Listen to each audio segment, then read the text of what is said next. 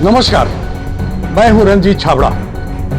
Dhamtari express में आप सभी दर्शकों का हार्दिक स्वागत है। आइए चलते हैं खबरों की ओर। रायपुर रोड में डॉक्टर सरोज शाह क्लिनिक के प्रथम तल पर जिले के पहले हेयर जप स्टोर्स का उद्घाटन वरिष्ठ पत्रकार दीपक लाखोटिया के करकमलों से संपन्न हुआ। इस अवसर पर बहरेपन के विशेषज्ञ वरिष्ठ doctor Satish Rathi, doctor Ruchira Pande, doctor Amit Kumar, doctor Chhaya Rathi, doctor Shrikant Jaju और डॉक्टर एस राजा का स्वागत किया गया। स्टोर 20 से 26 जनवरी तक निःशुल्क जांच करेगा। हेयर जप स्टोर्स के उद्घाटनकर्ता वरिष्ठ पत्रकार दीपक लाखोटिया ने जहां सभी को शुभकामनाएं प्रेषित की, वहीं डॉक्टर सतीश राठी, डॉक्टर अमित कुमार और डॉक्टर रुचिरा पांडे ने कहा कि समय से बहरेपन की जांच हो जाए तो उसका नियंत्रण सर्वोत्तम होता है।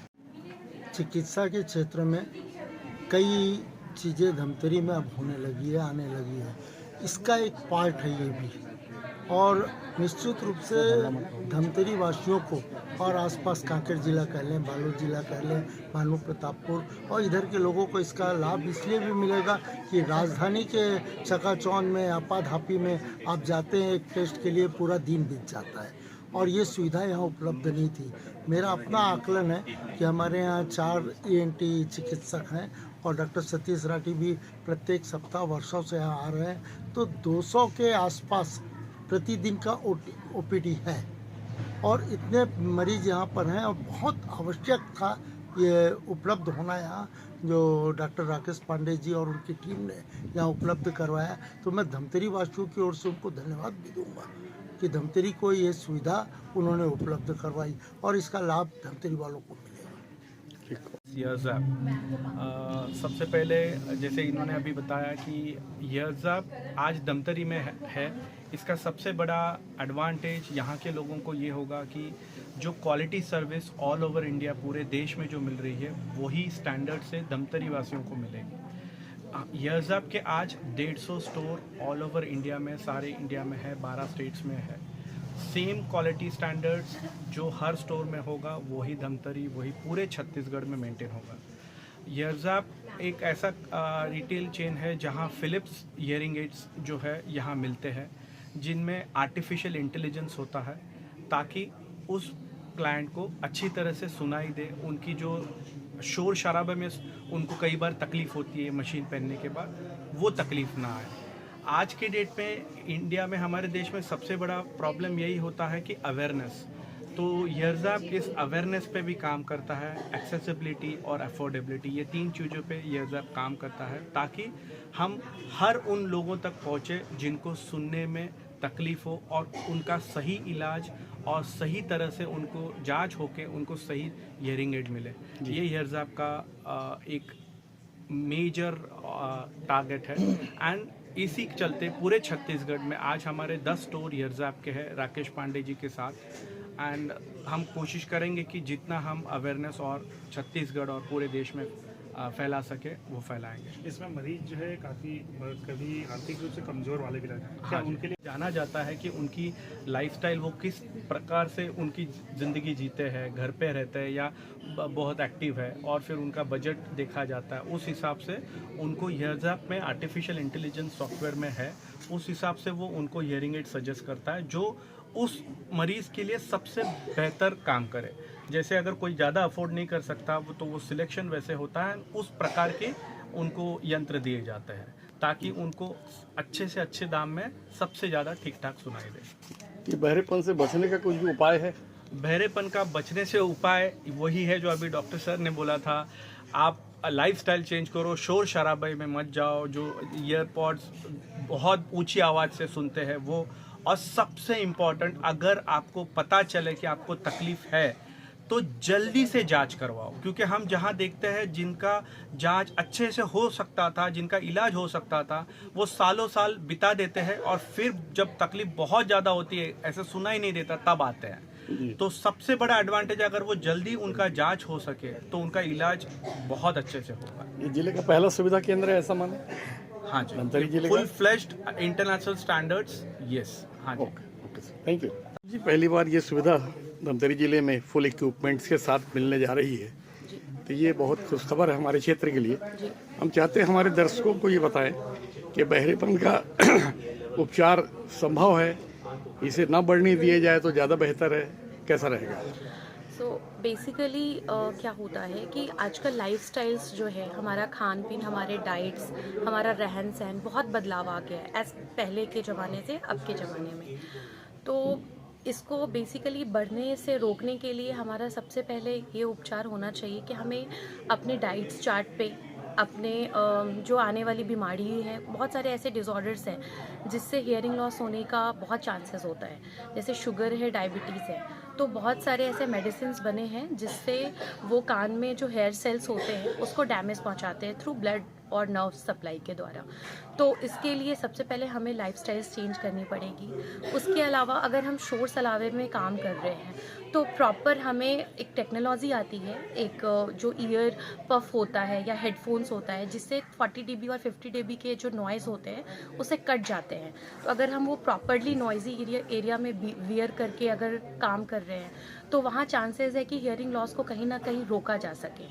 उसके अलावा कि अगर हम प्रॉपरली एक ऑडियोलॉजिस्ट से संपर्क करें, जैसे ये सेंटर धमतरी में स्पेशलाइज इसलिए बनाया गया है ताकि हम प्रॉपर डायग्नोसिस कर सकें और हर तरह के पेशेंट्स का हर तरह से उपचार कर सकें। तो इस कारण हमने ये जो टेक्नोलॉजी अप्लाई किया है ये बेस्ट है धमतरी के लिए और हर तरह के लॉस का यहाँ पे समाधान है। आप कह रहे हैं कि लाइफ स्टाइल चेंज किया जाए, लेकिन ज़्यादा उत्पादन लेने के चक्कर में जो किसान हैं, 1972 में जब से हरित क्रांति का नारा दिया गया था, पेस्टिसाइड का यूज इतना हो रहा है कि आगे चल के इस तरह के बीमारियों से बचना या बहरेपन से बचना क्या फिर भी संभव है? बिल्कुल। पहले संभव कभी भी, अभी जो जितने अभी आप हर एक बीमारी को ले लें, ना कि हियरिंग लॉस, हर एक बीमारी पहले के कंपेयर अब में जो डेवलपमेंट्स है वो ज़्यादा होती जा रही है।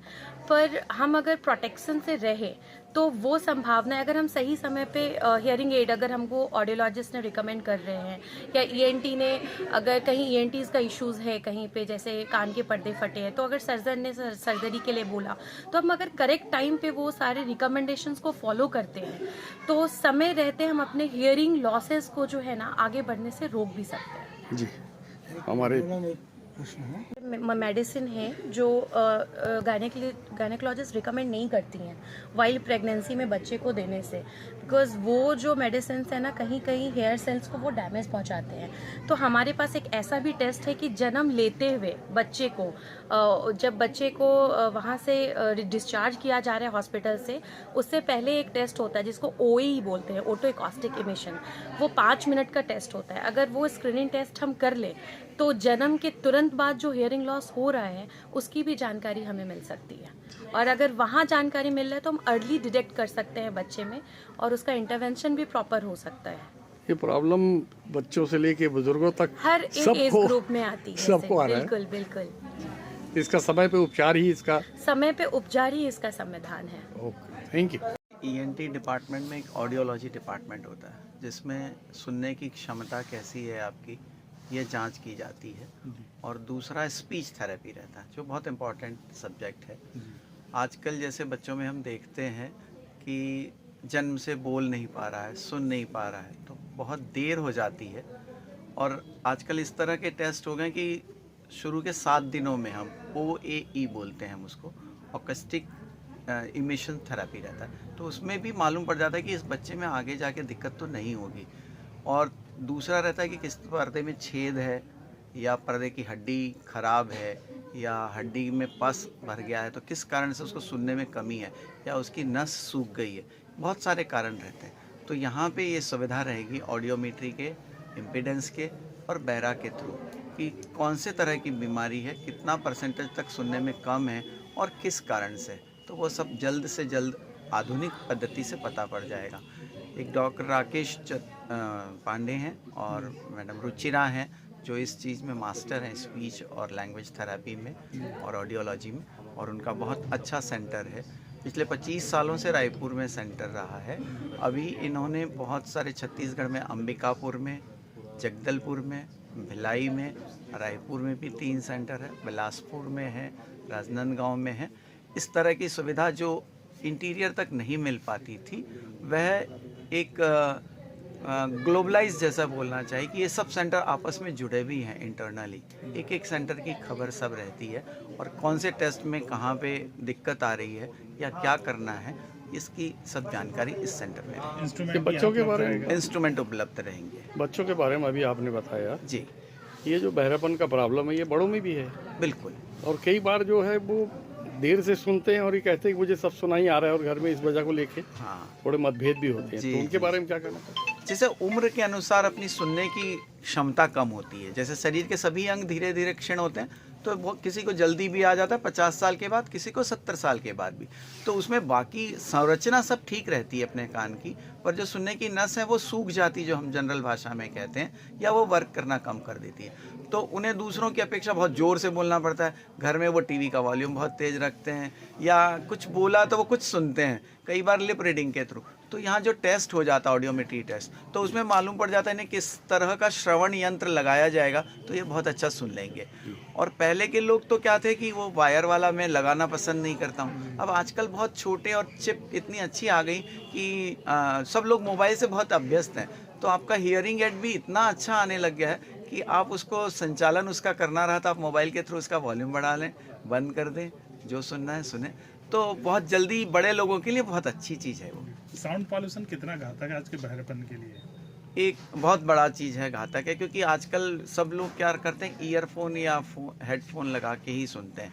और बच्चों में मुश्किल ये है कि यंग जनरेशन में और छोटे बच्चों में भी, जो मदर फादर ही बोलते हैं, ये दिन भर खाली सुनते रहता है और आपको मेरे को उसकी साउंड नहीं मालूम पड़ती। कई बार तो ऐसा रहता है, मतलब हिस्ट्री में मिलता है हम लोगों को, कि वो रात में लगा के ही सो गया है, नींद आ गई, उसके बाद उसे मालूम ही नहीं कितनी देर तक बज रहा है। दूसरा, ये जो आजकल डीजे का जो वॉल्यूम है, किसी भी उत्सव में या जहाँ पे भी उत्सव रहा, चाहे वह धार्मिक आयोजन हो चाहे फंक्शन का हो, शादी ब्याह में भी, इवन आप 1-1.5 घंटा, आधा घंटा, 15 मिनट किसी स्पीकर के बाजू में बैठ जाए तो थोड़ी देर के बाद आपका सुनना बंद हो जाता है एकदम से, मालूम पड़ा 1-2 दिन तक अच्छा नहीं लगता। और अभी तो गणेश विसर्जन के समय जो हमने देखा, दुर्गा विसर्जन के समय देखा, और बहुत सारे आयोजन में, शादी ब्याह में भी देखते कि दूसरे दिन से इसको सुनाई नहीं आ रहा है। तो ये बहुत बड़ा कारण है 80 डेसिबल, 90 डेसिबल, 100 डेसिबल से ज़्यादा की साउंड आपको लगातार आती रही, या कई बार किसी को बहुत जल्दी इफेक्ट भी कर देती कम समय में, तो सुनना एकदम से हमेशा के लिए भी खत्म हो जाता है। ये खान पान में जो अंतर आया है और जो प्रकृति से दूर है, उससे भी बहरेपन में कुछ खान पान से तो नहीं, प्रकृति से दूर के कारण आजकल जो बोलना चाहिए लाइफ स्टाइल चेंज हुई है, तो उसमें जो शादी ब्याह बहुत लेट हो रहे हैं, उम्र बहुत बढ़ रही है, तो जिनके प्रेगनेंसी भी बहुत लेट होती है, तो उसमें हम लोग को जेनेटिक डिसऑर्डर बहुत मिलने लग गए हैं। बच्चों में जो ऑटिज़म, जो एक तरह का जेनेटिक डिसऑर्डर है, जिसमें बच्चे बहुत हाइपर एक्टिव रहते हैं, बचपन से सुन तो रहे हैं पर शब्द नहीं बोल पाते हैं, या जो सेंटेंसेस नहीं बोल पाते हैं, सिर्फ इशारे से ज़्यादा बात करेंगे, थोड़े इरिटेट रहते हैं, हर चीज़ को रिपीट करते रहते हैं, उनका मूवमेंट्स एक समान चलते रहता है, वही चीज़ को बार बार रिपीट करते हैं। तो ये जेनेटिक डिसऑर्डर भी ज़्यादा देखने को मिला है, ये लाइफ स्टाइल के कारण। और एक कारण जो हम लोग मानते हैं खान पान में कि पेस्टिसाइड्स बहुत ज़्यादा हो रहा है, उसके कारण भी हमें नहीं समझ में आ रहा है कि हम जो खा रहे हैं वो कितना सही खा रहे हैं। अब एक एक चीज़ में तो हम नहीं देख सकते, तो एक फैक्टर वह भी है कि बहरेपन का एक कारण वह है। Okay, thank you. आज बस इतना ही। आप देखते रहिए धमतरी एक्सप्रेस, क्योंकि खबरों का सिलसिला यहाँ थमता नहीं है।